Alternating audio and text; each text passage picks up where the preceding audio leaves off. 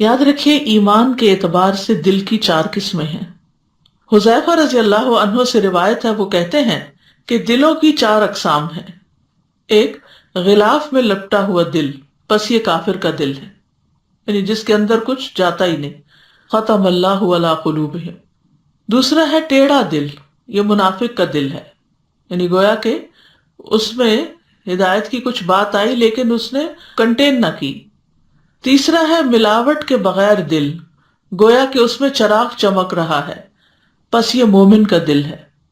اور ایک دل وہ ہوتا ہے جس میں ایمان بھی ہوتا ہے اور نفاق بھی ہوتا ہے۔ تو مومن کے دل میں نفاق نہیں ہوتا، چمکتا چراغ ہوتا ہے جس کی روشنی میں وہ حق کو پہچانتا ہے اور حق پر عمل کرتا ہے۔ تو ایمان کی مثال یوں ہے جیسے کوئی درخت ہو جس کو پاکیزہ پانی مدد دیتا ہو، اور نفاق کی مثال ایسے ہے جیسے کوئی پھوڑا پھنسی ہو جس کو پیپ اور خون مدد دیتا ہو، یعنی دونوں پنپ رہے ہیں، درخت بھی پنپ رہا ہے لیکن وہ صاف پانی سے، اور پھوڑا بھی پنپ رہا ہے لیکن وہ پیپ سے۔